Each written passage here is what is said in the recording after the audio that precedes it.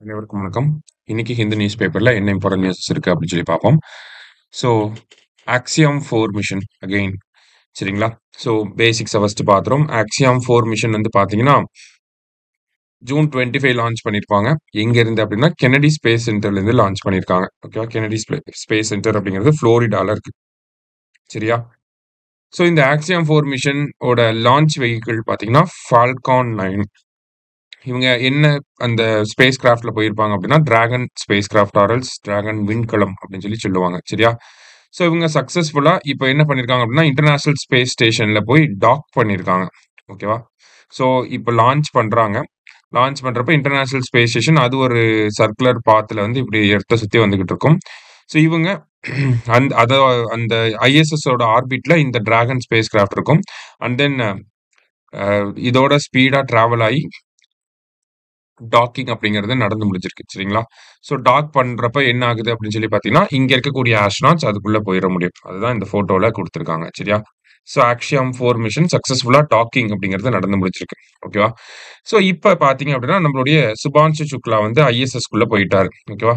First ஒரு Indian இந்த மாதிரி இன்டர்நேஷனல் ஸ்பேஸ் ஸ்டேஷனுக்குள்ள போறது இவரு தான் ஃபர்ஸ்ட். ஓகேங்களா? முதல் இந்தியராக இருக்காரு. சர்வதேச விண்வெளி நிலையத்துக்கு போன முதல் இந்தியராக இருக்காரு. இதற்கு முன்னாடி பார்த்தீங்கன்னா நம்மளுடைய ராகேஷ் சர்மா வந்து போயிருப்பாரு. ராகேஷ் சர்மா வந்து எங்க போயிருப்பாருன்னா, விண்வெளிக்கு போன முதல் இந்தியர் அப்படின்னு சொல்லி சொல்லுவோம். ஓகேங்களா? சோயூஸ் T11 அப்படிங்கிற ராக்கெட்ல ஏப்ரல் 3, 1984ல போயிருப்பாரு. அவர் வந்து சல்யூட் 7 அப்படிங்கிற விண்கலத்துல இருந்திருப்பாரு. சரிங்களா? விண்கலத்துல இவங்க எப்படி டிராகன் விண்கலமோ, அவங்க வந்து சல்யூட் 7 அப்படிங்கிற விண்கலம். விண்வெளிக்கு போன முதல் இந்தியர்னா ராகேஷ் சர்மா. சர்வதேச விண்வெளி நிலையத்துக்கு போன முதல் இந்தியர் அப்படின்னா, அது சுபான்சு சுக்லா. சரியா? அது மட்டும் இல்லாம சுபான்சு சுக்லா தான் 634த் ஆஸ்ட்ரோநாட். ஓகேவா? 634வது விண்வெளி வீரராக இருக்காரு. இந்த அ இன்டர்நேஷனல் ஸ்பேஸ் ஸ்டேஷனுக்குள்ள போனதுல. ஓகேங்களா? ஸோ அதுதான் இங்க குடுத்திருக்காங்க. அடுத்ததா பார்த்தீங்க அப்படின்னா, நமக்கு எடிட்டோரியல் பேஜ்ல இங்க குடுத்திருக்காங்க பாருங்க. சுபான்சு சுக்லா 634த் ஆஸ்ட்ரோநாட் டூ ரீச் ஸ்பேஸ். ஸ்பேஸ்க்கு போன 634வது ஆள் யாரு அப்படின்னு சொல்லி பார்த்தீங்கன்னா, நம்மளுடைய சுபான்சு சுக்லா. அடுத்ததா பார்த்தீங்கன்னா, நமக்கு எடிட்டோரியல் பேஜ்ல ஒரு முக்கியமான நியூஸ் இருந்துச்சு. என்ன அப்படின்னு சொல்லி பார்த்தீங்கன்னா, vaccinating India the prevalence of 0 dose children remains high among the poor அப்படின்னு சொல்லி குடுத்திருக்காங்க. சரியா? ஸோ 0 டோஸ் சில்ட்ரன் அப்படின்னா என்ன அப்படின்னு சொல்லி பார்த்தீங்கன்னா, எந்தெந்த குழந்தைகளுக்கெல்லாம் இப்ப நம்ப குழந்தை பிறந்துச்சு அப்படின்னாலே என்ன பண்றாங்க?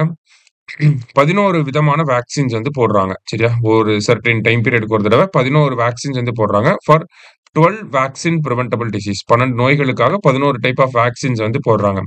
BCG vaccine, polio vaccine, DPT இந்த மாதிரி நெறைய வேக்சின்ஸ் வந்து போடுறாங்க. ஸோ இந்த மாதிரியான வேக்சின் ரொட்டீன் அப்படிங்கிறது இருக்கு இல்லையா? ஸோ எந்தெந்த குழந்தைகளுக்கெல்லாம் இந்த மாரி வேக்சின் ரொட்டீனே வந்து ஆக்சஸிபிளா இல்ல. எந்தெந்த குழந்தைகளுக்கெல்லாம் வந்து வேக்சினே போடாம இருக்காங்களோ, அவங்கள தான் என்னன்னு சொல்றாங்க? 0 டோஸ் சில்ட்ரன். ஒரு டோஸ் கூட வேக்சின் போட்டுக்கல. அதனால தான் அவங்கள 0 டோஸ் சில்ட்ரன் அப்படின்னு சொல்லி சொல்றாங்க. சரியா? ஸோ இந்தியால இந்த 0 டோஸ் சில்ட்ரன் அப்படிங்கிறவங்க அதிகமா இருக்காங்க அப்படின்னு சொல்லி சொல்லியிருக்காங்க.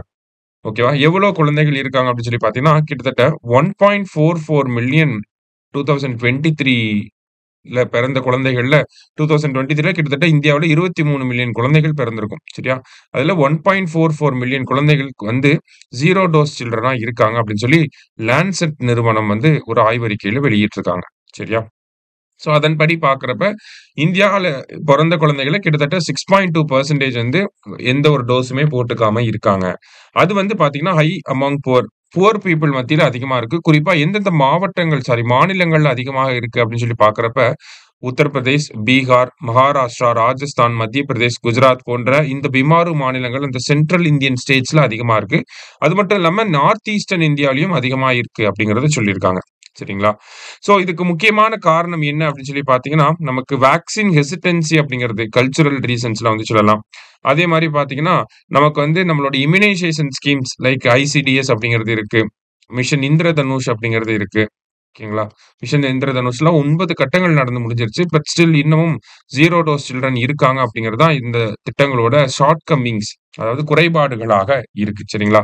ஸோ அது மட்டும் இல்லாம யார் மத்தியில, எந்த குரூப் ஆஃப் பீப்பிள் மத்தியில இந்த 0 டோஸ் சில்ட்ரன் அதிகமா இருக்காங்கன்னா, புவர் பீப்பிள் மத்தியில, அதே மாரி மதர்ஸ் வித் லோ எஜுகேஷன் ஓகேங்களா? எஜுகேஷன் இல்லாத இல்லிட்ரேட்டா இருக்கக்கூடிய ஃபேமிலீஸ்ல, அடுத்தது ஷெட்யூல்டு ட்ரைப்ஸ்ல, அதே மாரி முஸ்லிம் கம்யூனிட்டில, இந்த மாதிரியான குரூப் ஆஃப் பீப்பிள் கிட்ட அதிகமான 0 டோஸ் சில்ட்ரன் இருக்காங்க அப்படிங்கிறத நமக்கு குடுத்துருக்காங்க. சரியா?